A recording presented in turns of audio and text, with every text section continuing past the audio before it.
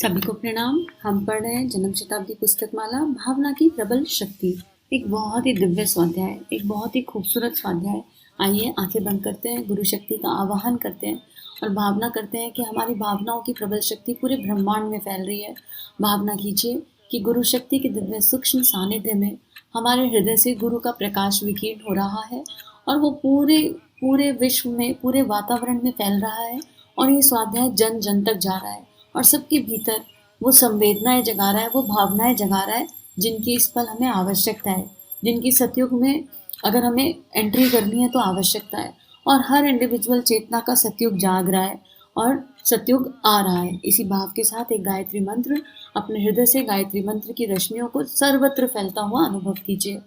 ओम भूर्भुवः स्वः तत्सवितुर्वरेण्यं भर्गो देवस्य धीमहि धियो यो नः प्रचोदयात्।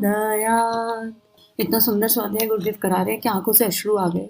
पिछले स्वाध्याय में गुरुदेव ने सोहम साधना समझाई, समर्पण बताया और भावना में कितनी प्रबल शक्ति है इसके बारे में बताया। और कहीं ना कहीं गुरुदेव के हृदय में वो पीड़ा है कि यह अनुभव की बात है, इसे शब्दों से कैसे समझाएं, इसे शब्दों से कैसे बताएं कि भावनाओं की शक्ति जागृत हो जाए तो कैसे कैसे चमत्कार हो सकते हैं। अब उसके बाद गुरुदेव हमें कह रहे हैं कि आप एक बार श्रद्धा से इस रास्ते पर चल लो। आपको मैंने रास्ते बता दिए। क्या रास्ते? 3 शक्तियां हमारे पास हैं और सोहम की उपासना के माध्यम से हम उन तीनों शक्तियों को तीव्र कर सकते हैं, प्रखर कर सकते हैं। इसके लिए हमें अपनी तीनों चीज़ों को भगवान के सुपुर्द कर देते हैं और यह कहते हैं कि आप हुक्म कीजिए, हमारे क्रियाकलाप और हमारे कार्य आपकी मर्जी के मुताबिक हो। अपना सर्वस्व समर्पण कर दें और सोहम साधना का अभ्यास करें। अपने ध्यान प्राणायाम साधना से पहले आवाहन है। सोहम साधना एक तरह का क्या हो गया? आवाहन हो गया। आवाहन में हम ये मान लें कि हमारा इष्ट, मैं वही हूँ जो मेरा इष्ट है, मैं वही हूँ जो मेरा परमात्मा है और मेरे भीतर से, मेरे रोम रोम से मेरा परमात्मा सांस ले रहा है। मेरे भीतर मेरे प्रभु की दिव्यता, मेरे भगवान की दिव्यता जारी है। यहाँ कर्मकांड की बात एकदम नहीं हो रही। आपको जब समय मिले आप आंखें बंद करके कोने में घर के बैठ जाओ, थोड़ा साफ स्वच्छ कर लो उसको। वहाँ पर अगर चाहिए तो एक घी का दिया जगा लो। साइंटिफिकली अगर एक छटाक घी 100 टन ऑक्सीजन पैदा करता है, तो अगर घी का दिया जगा होगा तो ऑरा बहुत अच्छा हो जाएगा। चाहिए तो कैम्फर डिस्पेंसर से कच्चा कपूर जगा लो, और नहीं भी तो भावना की शक्ति इतनी प्रबल है कि आपको वो सब कुछ आने लगेगा। जो आपके लिए आसान हो आप वो करो और अपना स्थूल सूक्ष्म कारण शरीर सब कुछ समर्पित कर दो, अपने अस्तित्व को समर्पित कर दो और फिर आप देखोगे कैसे आपके जीवन में चमत्कार होंगे। और हर एक दिन में जब आप ध्यान से उठो, आप चाहे 5 मिनट का करो चाहे 50 मिनट का, उठने के बाद कभी लो नहीं होना कि अरे हमको तो कोई अनुभव नहीं हुआ, अरे हमारे तो 50 मिनट खराब हो गए। नहीं, उठने के बाद केवल कृतज्ञता का भाव, खुद के प्रति, ब्रह्मांड के प्रति कि हम बैठे तो सही, यही बहुत इंपॉर्टेंट है। तो थैंक यू बोलना उस यूनिवर्स को, उन दिव्य देव शक्तियों को कि आपने हमें यहाँ लाके बिठा दिया और हमने ये प्रक्रिया शुरू कर दी। बस इसके आगे अब कुछ नहीं चाहिए। हम बैठे, इतना कृतज्ञता डालना, इतना थैंक यू डालना कि आप देखोगे कि ऑटोमेटिकली एक साइकिल बनने लगेगी और आप रोज नियम से बैठोगे।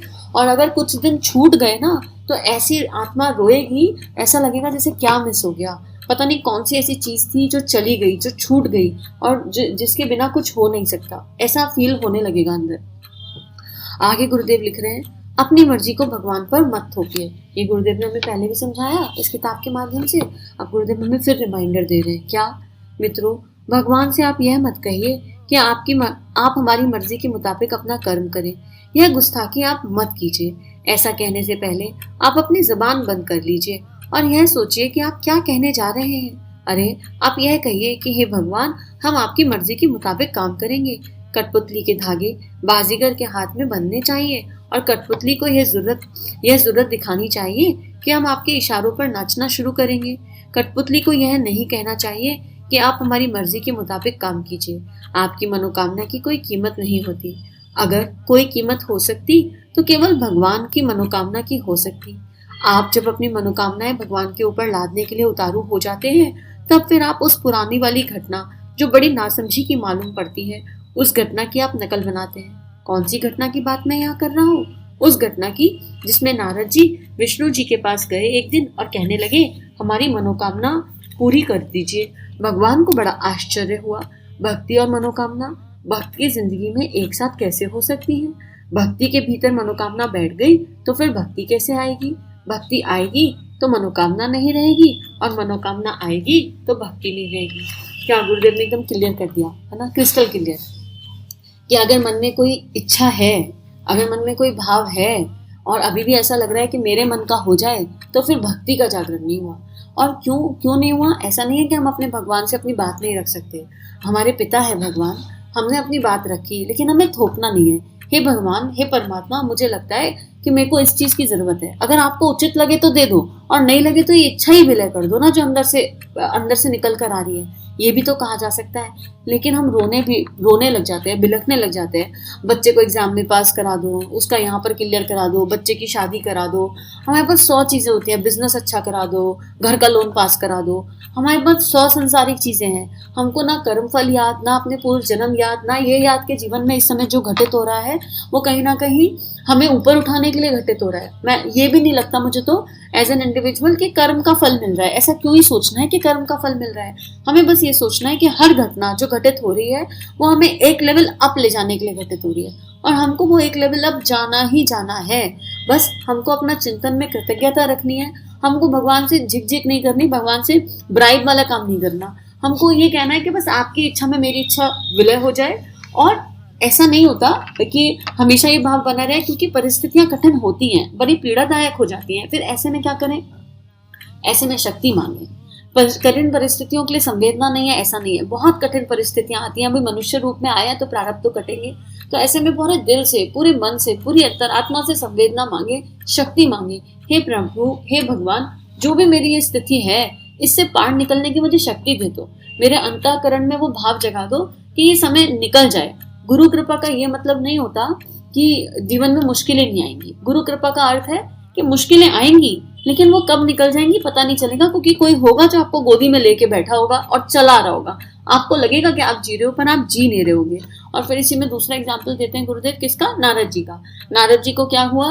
नारद जी भक्त शिरोमणि है नारद जी, और भक्त शिरोमणि नारद जी हम लोगों के लिए एग्जाम्पल सेट करना चाहते थे, इसलिए भगवान ने लीला रची और नारद जी के मन में इच्छा आ गई, क्या? मेरे को विवाह करना है, मेरी मनोकामना पूरी कर दो।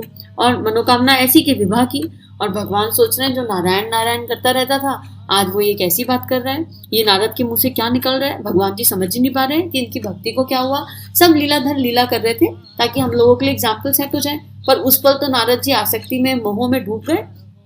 उस पल तो उनको कुछ समझ ही नहीं आया। और क्यों हुआ था? क्योंकि नारद जी को शायद भक्ति का थोड़ा अहंकार हो गया था, और भगवान अपने भक्त में अहंकार नहीं देख सकते।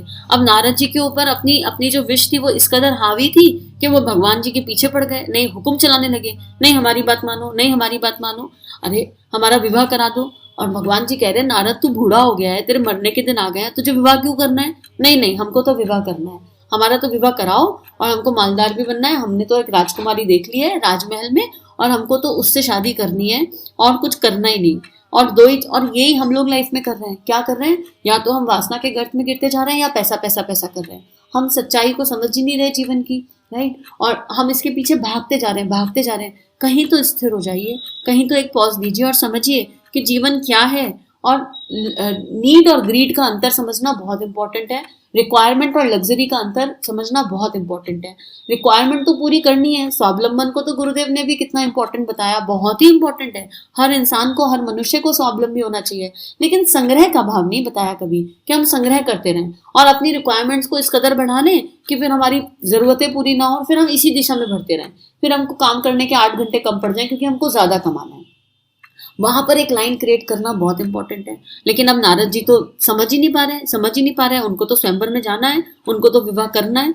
अब यहाँ पर क्या है? भगवान क्या है? भगवान तो भक्त के हाथों मजबूर हैं। असुरों की तो प्रार्थना पूरी होती है, असुर भी तो जप करते हैं, उनकी सारी इच्छाएं पूरी की जाती हैं। तो भगवान मजबूर थे, उन्होंने नारद को बहुत समझाया कि भाई वासना और तृष्णा से दूर रहो और मत करो ये। लेकिन नारद जी नहीं समझे। हमको भी भगवान हर पल समझाते हैं, हम भी नहीं समझते। जन्म शताब्दी में गुरुदेव क्या कर रहे हैं? पूरी जन्म शताब्दी हमको समझाते ही तो जा रहे हैं। अब नहीं माने तो भगवान तो भक्त की कामना को पूरा करते कि भैया अनुभव ले ले, फिर एक्सपीरियंस करके देख ले, यू एक्सपीरियंस इट, राइट? अब हम लोग भी फिर कई बार हमें लगता है ना कि अरे यार ये क्या ही मांग लिया, नहीं मांगते तो अच्छा था, ये क्यों ही हो गया। कई बार चीजें हमारे मन की नहीं हो रही होती है तो हम जिद करते हैं, हम साधना कर लेते हैं, हम अनुष्ठान तक कर जाते हैं, अनुष्ठान करते हैं अपनी कोई चीज पूरी करने के लिए। और फिर जब वो पूरी हो जाती है और वो आ जाती है तो रियलाइज होता है अरे ये क्या हो गया। इसलिए भगवान की रजा में अपनी रजा हो तो जीवन अच्छा है। और फिर नारद जी की स्टोरी सबको पता है कि क्या होगा, कैसे हुआ। इस स्टोरी को गुरुदेव के चरणों में, गुरुदेव के शब्दों से पढ़ेंगे कल। आज के लिए इतना ही। बस आज के लिए हम एक प्रार्थना तो करें कि हे प्रभु, हमारी हर प्रार्थना को स्वयं में विलीन कर दो। हमारे भीतर कोई प्रार्थना ही शेष न रहे, हमारे भीतर कोई इच्छा, कोई मनोकामना शेष न रहे। और प्रार्थना हो तो केवल जन कल्याण की हो, प्रार्थना हो तो केवल आत्मनिर्माण की हो, प्रार्थना हो तो केवल समर्पण की हो, प्रार्थना हो तो केवल कारण शरीर के भाव संवेदनाओं के जागरण की हो, प्रार्थना हो तो वही हो जो आप चाहते हो कि अंदर से प्रार्थना हो। इसके अलावा कोई प्रार्थना ही शेष ना रह जाए, कोई मनोकामना, कोई इच्छा शेष ना रह जाए। और हम बेसिक जीवन को समझे, हम किस दिशा भाग रहे हैं वहां पर से खुद को पकड़े और सही दिशा में अपने जीवन को लगाएं। यही प्रार्थना सभी के लिए, हम सभी का जीवन गुरु शक्ति के दिव्य सूक्ष्म सानिध्य में मंगलमय है।